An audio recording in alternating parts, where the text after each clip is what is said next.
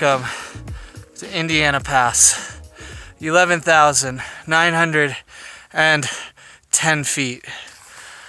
The highest point on the entire Divide Trail, and it took us 4 hours of riding, but more like 5 hours with breaks, and 24 miles of ridiculous uphill. But we are here right now.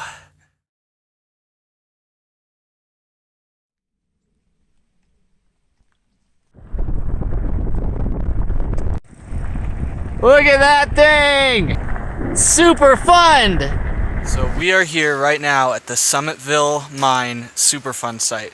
Now if you all aren't familiar with what the Superfund is, they are areas of industry that are taxed by the government because they have been deemed toxic and destructive to the environment and shut down and are enforced cleanup.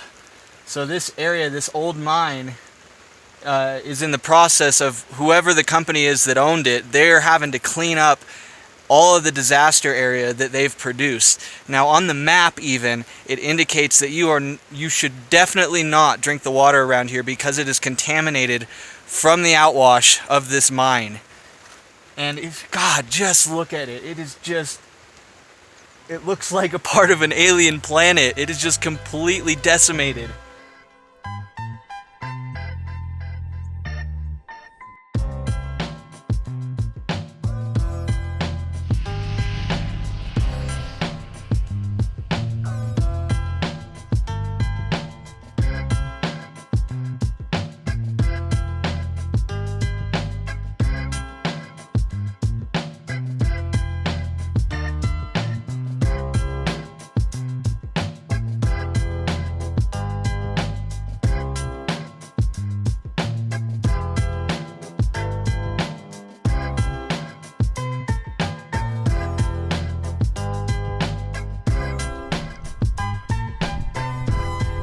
And just like that, we're rolling again.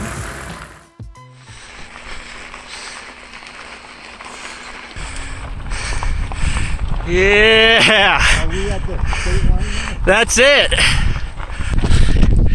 New Mexico! This right here is me and Dad crossing into New Mexico.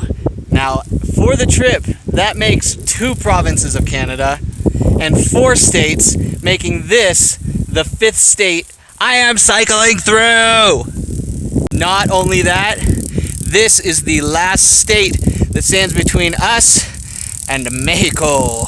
And now it's time to let our stuff dry out because last night our tents and our bags had a complete layer of frost over them, so we had to pack them up wet. So we figure lunchtime here at the border is the perfect time to spread it out because it is good and hot out right now.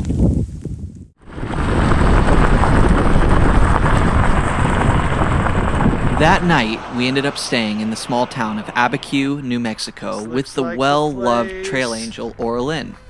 Orlin runs an Airbnb known as the Retreat on the River Chama and has hosted tons of people who have previously attempted the Divide. This place was a dream. Not only did it have an outdoor shower and sauna, we even had the option of renting either a small adobe hut or this massive teepee for the night. But after setting up our campsites, my dad and I ended up spending most of the evening posted right here. We even made some new friends. So if you are in need of a rest day, this would definitely be the place to do it.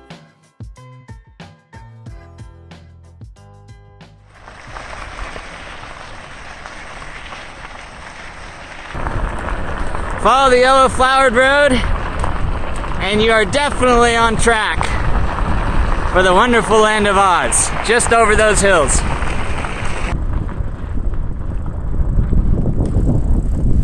So it being New Mexico and all now, we have a new concern, and that is flash floods, because it can be a completely clear sky above you, and then 10 miles upstream, it's raining, and then boom, it catches you all of a sudden, and you never even knew it was raining.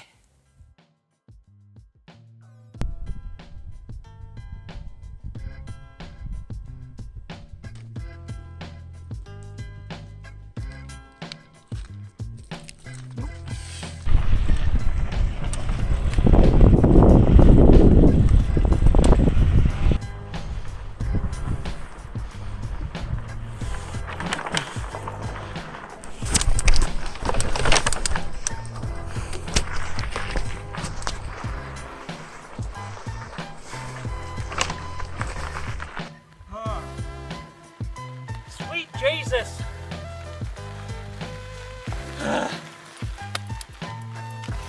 Killer. We just climbed frickin' 5,141 feet in 33.2 miles. Now you do the math. So this morning I'm going on a walk through the woods near where I camped to do some paperwork. And look what I found in the middle of the woods. A homemade toilet. In the middle of the woods.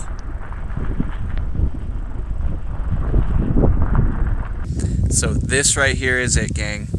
This spot at a junction of two random dirt roads is the last time we are going to be above 10,000 feet.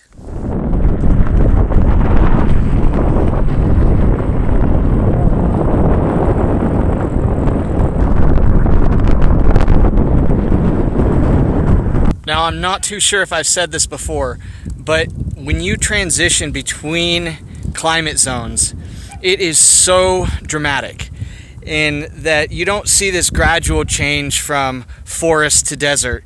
It just happens all of a sudden, and you can kind of see it behind me here. Check out this video. What you're going to look at is see down at the lower elevations, you see the desert starting to form out of the mountains, but above that you have thick pine forest. And there is seriously just a line. And then on this side of the line, you have a completely different environment.